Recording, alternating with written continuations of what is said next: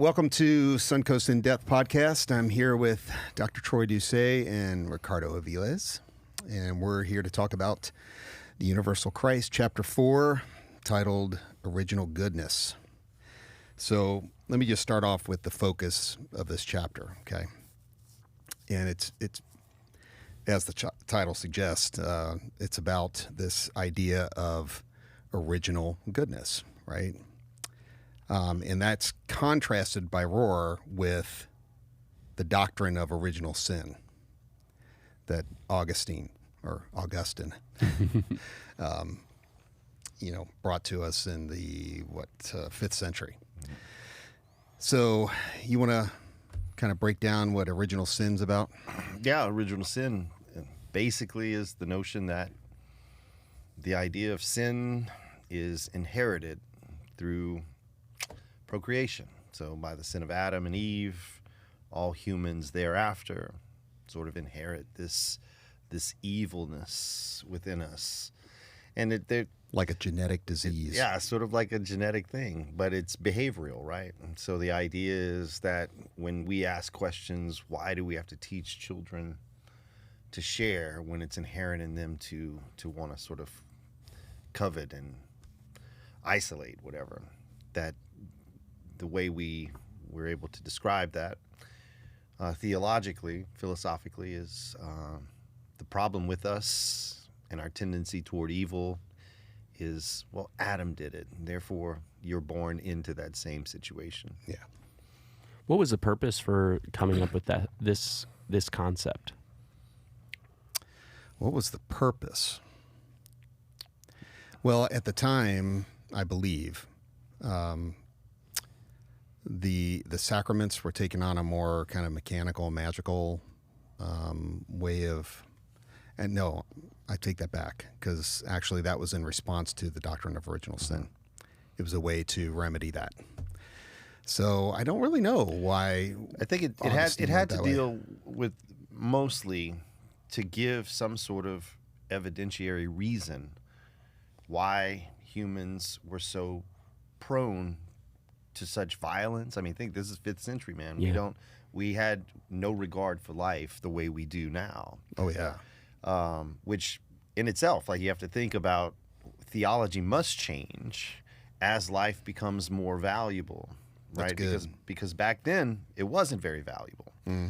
To maybe a certain few, enlightened few, but remember, the mass of people at the time were highly illiterate, highly uneducated, And violent. and when you think of someone in a medieval time period, their whole life was centered on no notion of changing their socioeconomic status. No, there was no social mobility.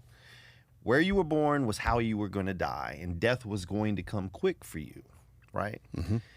And so your whole life was based around this notion of, this life sucks, but the next life's going to be better. So your whole life was worried about where would you spend eternity for. But yet you looked around and you had so much disease, you had famine, but you had war and violence and a disregard for life. And we had to come up with some sort of reason why humans were such, Without blaming it on God. That's right. Why we were prone to do such horrific things to one another, to nature, whatever. And Augustine answers that by saying the problem with human behavior is that we inherited the same sort of trait that Adam had. When it all first went wrong. So it was all passed down to us. So one of the things I've noticed in some of these like longer, just more like that kind of era of doctrine that kind of becomes dogmatic now is some of these concepts were brought up out of good intention. So like, I know one of the reasons why hell, this idea of hell, eternal suffering, was kind of the way we understand it now. One of the reasons was because people were committing suicide, and it was like the church's response into preventing people from committing suicide, because they said, if you commit suicide, you're going to go straight to hell. And now that concept is still lives with us today. So there was like this good intention to like state this and claim this, that we've kind of don't necessarily. It's turned into something really negative and really bad.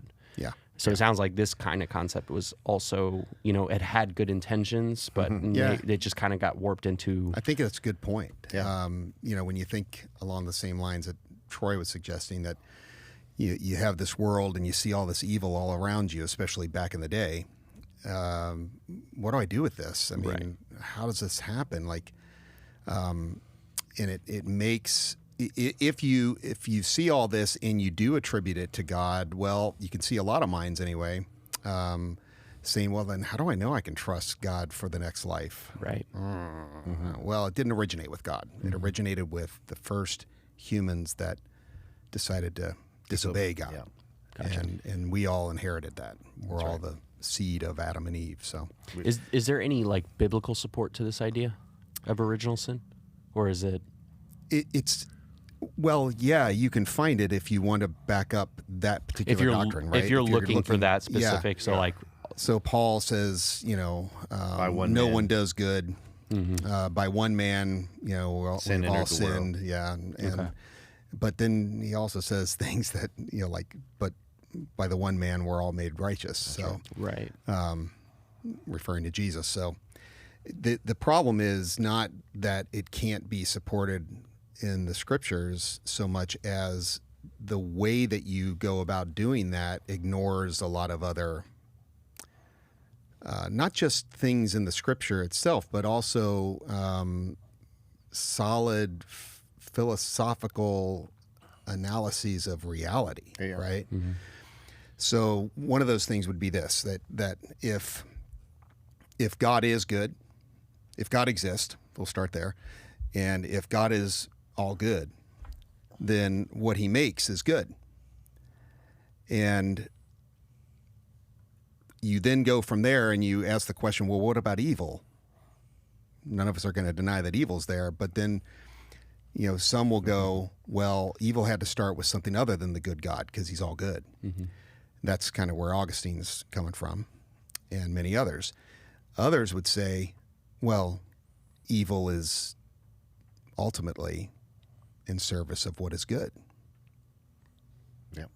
How do you even know what good is if you don't have its opposite to differentiate, right? right. To draw those values and apply meaning and all that. So I lean more in that direction. Yeah. So what does Rohr have to say about original sin? Rohr kind of takes Augustine to task. Yeah. Okay. He thinks that it gets us off on the wrong footing. And when you start off that way with what he calls a theology of mistrust, Okay. the problem is it feeds into a lot of other things like a mechanical and magical sacrament that has to cure it. It gets off. There's into at least things incentive for it. At Yeah. least. Yeah. reward systems of rewards and punishments. Right. Superiority complexes, exclusion. Doctrines of exclusion, even for things like ethnicity, race. And stuff like that. So, What do you mean by superiority complex? In what way? well, I'm right with God because I do A, B, and C, Gotcha. and you're Gotcha. wrong with God because you don't. So it doesn't matter if you're at Suncoast or First Baptist. It seems as though the more extreme the position is a reflection of the extreme opposite. So like the new atheists, like Harris, Dawkins, Dennett, they just simply represent a mirrored inversion of that which they've rejected. So for that, like hell became something of a mirror image of that which it was fighting against, like human rebellion, a dissension into war or whatever. Suicide, like something to prevent it. And you see that with people who come off of strong addictions, right? And they find religion as a source. The religion piece for their life has to match the extremity of the addiction. Like they hold on to it, if that makes sense. Quick pause. I think it was Dr. Nations told me that he read a study that the vast majority of addicts who convert to Christianity anyway do so to a highly Pentecostal charismatic That's right. sect. because of the chemicals that are induced, the chemical releases in the brain that those approaches to worship, for example, provoke. So, but I mean, that's one thing to think of it in that historical context. But the problem we see now with Christianity is not answering theodicy. How is God good in the midst of evil? I think Christianity's problem is the problem of goodness. Because I have a friend in Dallas who is trying to get this young adults ministry going, and it's just not working. Like nothing they do. Because these young people are going, I'm good. Yeah. I'm good. Oh yeah. I'm good, man. I don't need what you're selling. I don't know. Yeah. I don't need that, dude. If God exists, I'm good because I'm not harming anyone. Yeah. I'm serving in other aspects of my life. I've got a good group of friends. Like we're not harming any other. Yeah. And so it is this pivotal moment where what Christianity had to offer, which was this type of goodness in God, because we were so evil in original sin, that now we're confronted with the task of modernity that says, no, I'm good. See, here again, this is where Rohr, I think, is so valuable and, if not revolutionary, for Christianity, right? Rohr and others. It's not just Richard Rohr, but he points to what happened in Genesis 3 with the, quote, fall of man, right? As acknowledging a kind of woundedness.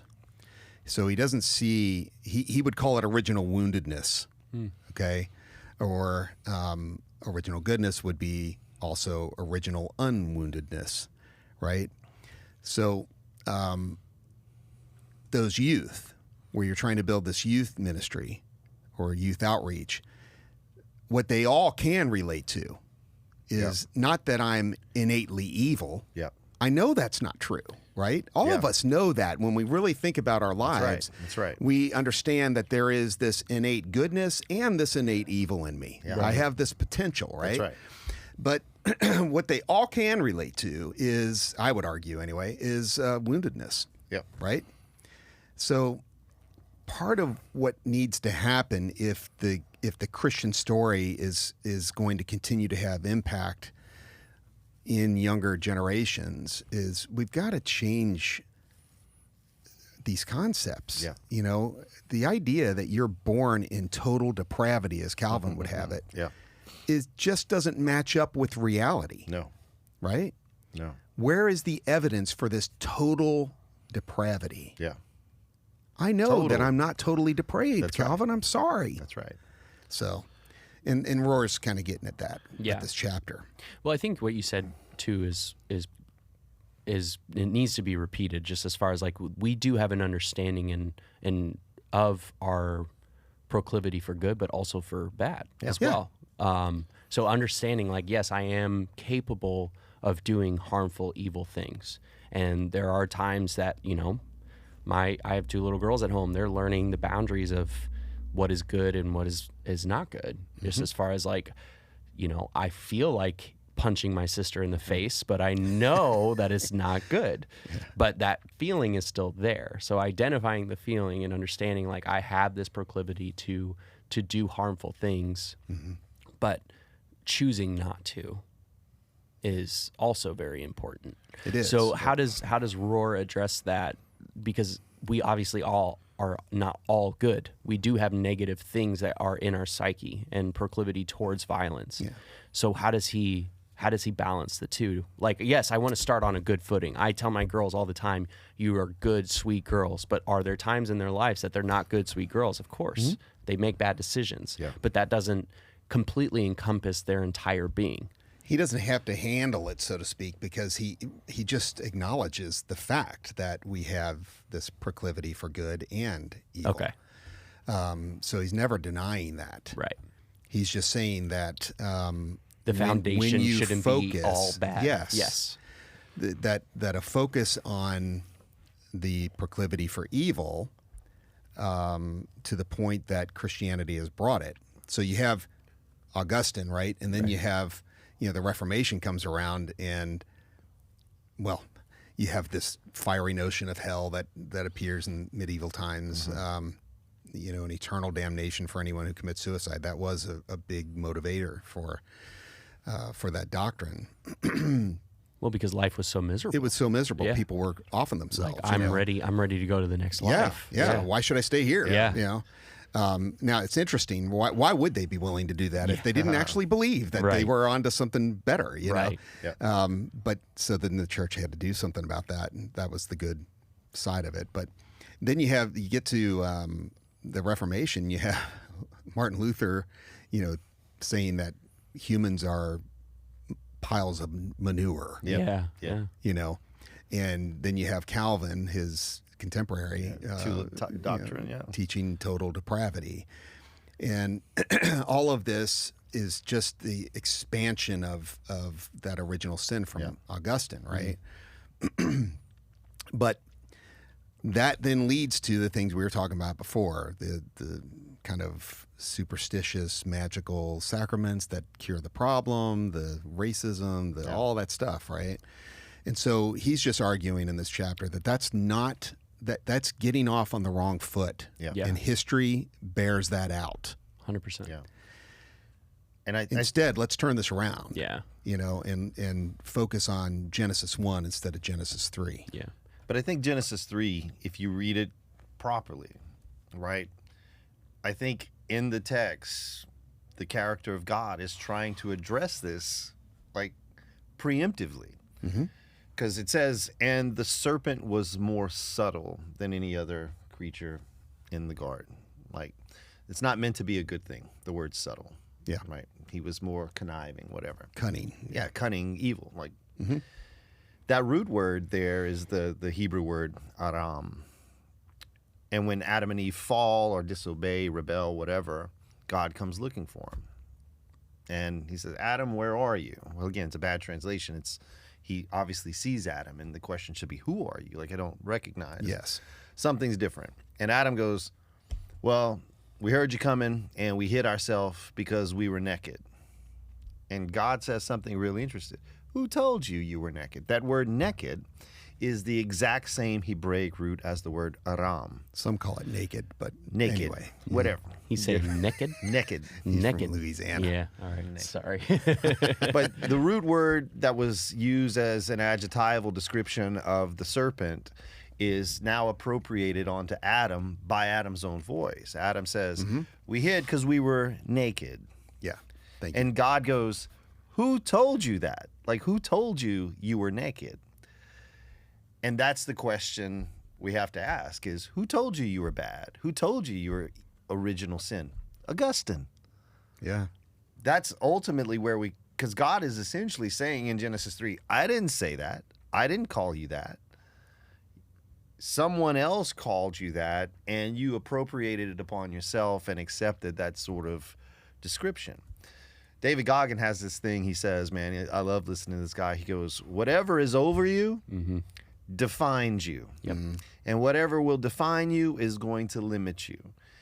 And this theology of original sin has defined Christianity for way too long. And they're thus limited, not just Christianity, but God. Yeah.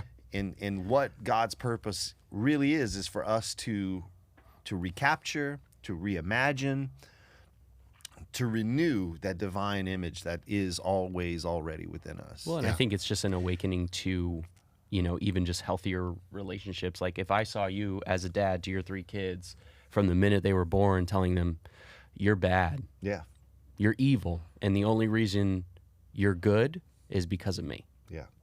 That'd be a really unhealthy parenting dynamic it's a with your great point. kids. Yeah. You know what I'm saying? So Yeah. it's like that's essentially what the church is selling with this idea of original And the sin. only way to remedy it is to kill something. Yeah. Yeah. Like and God's then so mad. that's it. And The then only way he's going to feel better is if he kills it's his to son. kill something. And Rohr addresses that. He goes, and it makes Jesus's death more important than his life. And And it that- allows us, therefore, to focus on his death the death. instead of his life. That's right. And the life he offers, but yet Christianity has been so concerned with our own death and what takes place after that, Well, as and- opposed to how we live now. And also just like it really flies in the face of a lot of Jesus's teachings. Yeah, it does. It's kind Oh, of yeah. the God that Jesus paints is a much different God than bloodthirsty requiring of sacrifice for his people. So different. So different than what Jesus talked about. So if that wasn't, why have him live a life? And I've heard you say this, I've heard you say this, I've heard Larry say this. It's like, if Jesus's only purpose was to come and die, why let him grow to be a man and do all these amazing things and teach all these amazing sermons? What was the purpose? If his only job was to come and die, just get it over with, you know? Yeah, like, there's nothing more innocent than a child. Like, why not take him as a child? Yeah. And that's the purity of innocence. In fact, if that's all it took, then he could have just been aborted, and that would have been the best thing. That's Right? There you go. Or any child. Why'd it have to be that one? Mm-hmm. Yeah. Because we automatically place innocence upon all children, you know? So any child would have done, not just Jesus. Oh, I do have one more question. Yeah, go ahead. So, since we're talking about kids, original sin, how does that work with, there's like that age of something to where it's like you are not guilty of Age sin. of accountability. Age of accountability until like 12, I think, right? Yeah. How does that work with original sin? If we're all guilty of the original sin, then how does age of accountability work in that? In my opinion, it doesn't work. It's a half-ass attempt to make it all work, right? Yeah. So how do people that believe in those two doctrines make them work? Well, the way they make it work in their heads is well, yes, that child is evil in the eyes of God because of his inherited sin nature. But until he's or she is old enough to begin to be accountable for their evil, they're okay. Okay. But Gotcha. now the hard-nosed Calvinists, right? What we'd call like the 5-point. Yeah, it depends on who you're talking about. Double predestination, who take the scripture as literal. Like they have, to me, I've been in many debates about this. You look at something like Romans, 3? For the wages of sin is death. That's 6, I think. It's Romans 6, Yeah. 6:28. For the wages of sin is death. So that a wage is something that's paid for some sort of action, right? And so if that's true and literal, then the reason that baby died was not because of some sort of cardiac failure or whatever. It's because that baby was found guilty to be sinful. Because the wages of sin is death. The only reason the baby dies is because of some sort of sin nature in there. And therefore, the double predestination tulip-believing Calvinists would say, I don't know where that baby's soul goes. Okay. If there's a heaven or hell, it's up to God. Right. That's the compassionate ones. Oh, 'Cause yeah. I've heard them say, No, well, they go to hell. They go to hell. And one has to the ones that are more compassionate would say, well, God has the power to offer grace beyond death. And I go, then why not to everyone? Yeah. Then why not? If he has the power to do that to few, then he has the power to do that to all. Why not? So then I'm just trying to work this out logically from that mindset. So if the baby has been found guilty of insane evil, and so therefore its life is taken, why not kill like Hitler or Stalin when they were a baby so that they couldn't be responsible for 50 million, 100 million deaths? Not only that, if you already know what they're going to be, Right. Yeah. then why did you ever make them to begin with? Yeah. Yeah. Yeah. There's I'm going to make this baby now. Yeah. The baby's not even going to survive the birth. I'm making it innately evil, and I'm going to cast its eternal soul into hell. Well, why did you make it? Right. Yeah. What purpose? Because he likes torment. He likes to watch them in eternal torment. It's just absurd. Well, the thing I love about what Rohr's doing here is he is taking out a piece of doctrine that is bad. It's Toxic. it's very toxic, but he's replacing it with something, you Yes. know, that I love. Yeah. So he's replacing it with this like idea of goodness. You are good. Yes. And we sing that song, I am good because you say I'm good. I am worthy. I am loved by you. Like that's one of those few worship songs that we found that it actually talks positively about humanity. Yeah. And It's encouraging that song did come out of a church that probably holds to some of these more toxic doctrines. But they it actually, shows- honestly, I went on their YouTube channel underneath that song, and a lot of Christians commenting underneath that, like, saying, "You guys are wrong with these lyrics. You're wrong. Oh, I'm sure You're wrong." Yeah. It shows how deeply rooted the church has become in this kind of wrong footing. Yeah. What was I going to say? The what he links in this chapter to this idea of original goodness is a lot of the medieval theologians' view of the chain of being, right? And we talked in these other chapters about, look, if Christ is the singularity by which and through which and for which all things are created, then, and he is good, then the creation is good, right? Mm-hmm. What I love about Rohr, though, is he'll also give you something to help turn or change your footing, I guess is a good way to put it. If you will hold on to this idea of original goodness because you are the child, the creation of a good father, then you can start to turn this around by maintaining an attitude of what does he do? He puts it into three different things. He puts it into faith, hope, and love. Yep. Yeah. You can do something about this. You can change this delusion, right? And stop operating out of a basis of fear and shame, and hold on to something of a more positive vision of yourself and of the people around you. And all you got to do is just think for a second, what would the world be like if we did this? Yeah. We know what the world's like having started on the wrong foot. It's not good. What would it be like if we really maintained those attitudes? It'd be radically different. Yeah. That's amazing. That's one of the reasons why I love Rohr. He's like a theologian and therapist all at the same time, like he understands the mental benefits and the psychological benefits of a lot of these like different types of doctrine and what that does. Yeah, he does. He does a beautiful job of it. Yeah. And kind of along on that note, really, the psychological note. We had talked about this in another podcast, but you remember talking about the Velcro and the Teflon? Yeah. This is the chapter where he talks about that. Okay. And as any good mystic will do, he wants to focus on what is reality. What can I understand about reality? And how can I better embrace it and make better sense of it and so on, right? Yep. Right. They're kind of the original scientist, if you will. They want to know what reality is. Right. They don't want to deny it.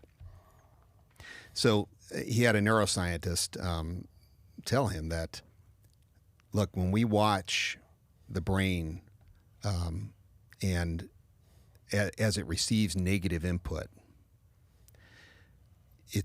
we can watch it in brain imaging. We can watch it stick like Velcro. Those negative thoughts will just stick there. Conversely, the positive thoughts come in, and the guy said they slide like cheese on hot Teflon, right in and out, whoosh, gone. Yeah. And the only way this is something they discovered in the study. The only way that didn't happen, where it didn't slide off like cheese on hot Teflon, is if they were intentional about holding on to that thought, which is contemplation. Yeah. It's intentionality. You have to hold on to these things. And by doing that, you can develop these attitudes of faith, hope, and love and change the world. Yeah. Amazing stuff, man. Yeah, That's really good. It is. Well, thanks for doing this. Yeah, man. Absolutely. Always. I love My you honor. guys. Love you too, man. You too, man.